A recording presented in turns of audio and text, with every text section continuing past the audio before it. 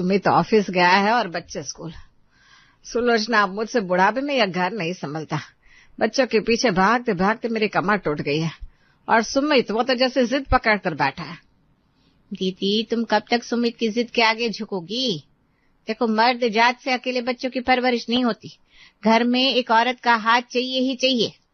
अरे पर मैं तो समझा समझा कर हार गई सुलोचना। वो कहता है मेरे बच्चों की माँ की जगह कोई नहीं ले सकता। उसे डर है कि सौतेली माँ बच्चों को प्यार नहीं करेगी। देखो दीदी, डर अपनी जगह है और हकीकत अपनी जगह। मैंने एक लड़की देखी है, विशाखा। विशाखा?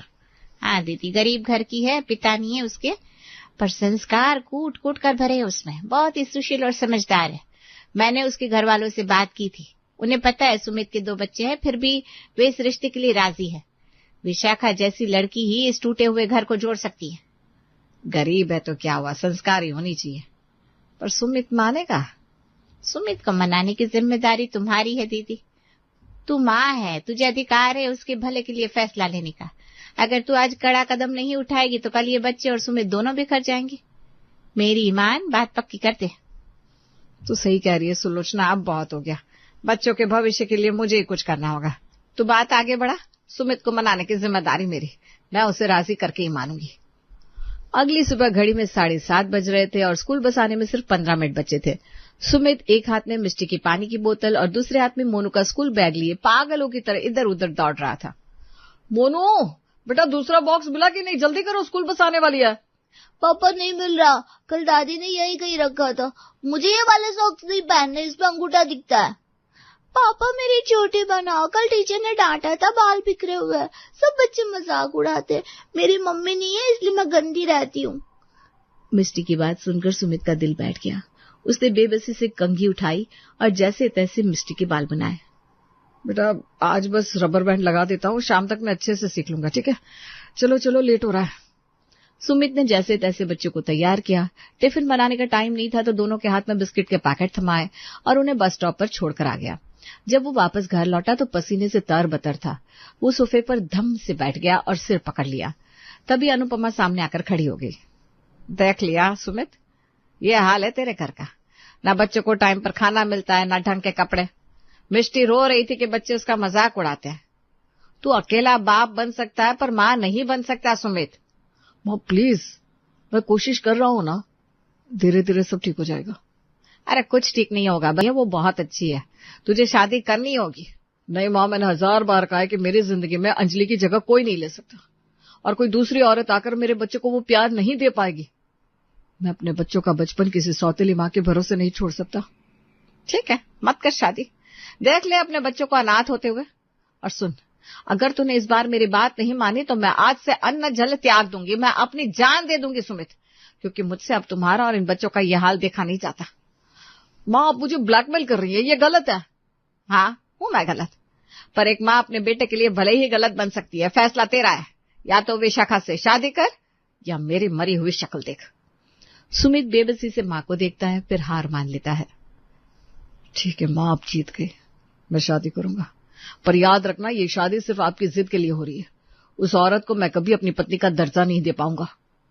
सुमित की ना हाँ में बदल गई। अनुपमा ने तुरंत सुलोचना को फोन किया और रिश्ता पक्का कर दिया।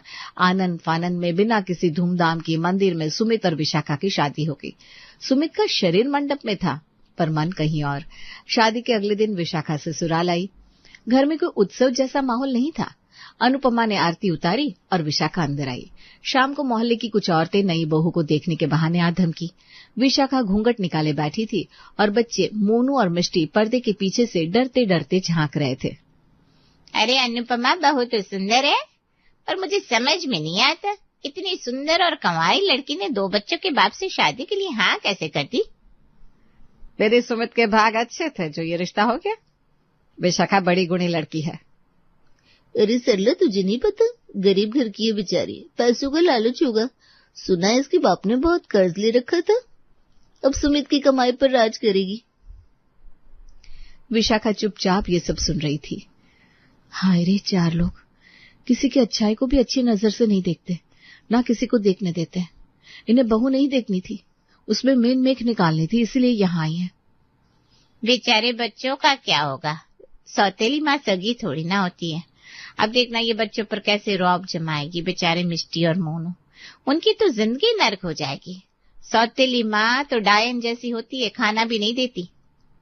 बस करो सरला, मेरी बहू ऐसी नहीं है, वो बहुत संस्कारी है, बच्चों को अपनी पलकों पर बैठा कर रखेगी। तुम लोग शुभ काम में जहर मत घोलो। अरे हम तो बस सावधान कर रहे थे, जमाना खराब है अनुपमा। खैर हमें क्या, तू जाने तेरी बहू जाने, भड़कती क्यों है। चलो चलो हम चलते हैं, हम भी देखें आखिर सौतेली माँ सही कैसे बन पाती है। औरतें चली गई, लेकिन उनका जहर काम कर गया। पर्दे के पीछे खड़े मोनू और मिष्टी ने सौतेली माँ, डायन और नर्क जैसे शब्द सुन लिए थे। उनके नन्हे से मन पर ये बातें घर कर गई। सच में मोनू भैया, ये जो नई मम्मी आई है ये हमें परेशान करेगी, हमें मारेगी क्या। हाँ मिष्टी, हो सकता है। पहले ये हमसे मीठी मीठी बातें करेगी, फिर सारा घर का काम कराएगी। कल स्कूल में मेरा एक फ्रेंड भी मुझसे कह रहा था, तेरी जो सौतेली माँ आ रही है वो तुझसे घर के सारे काम करवाएगी, खूब मारेगी, तुझे नौकर बना कर रखेगी। नहीं भैया, हम ऐसा नहीं होने देंगे।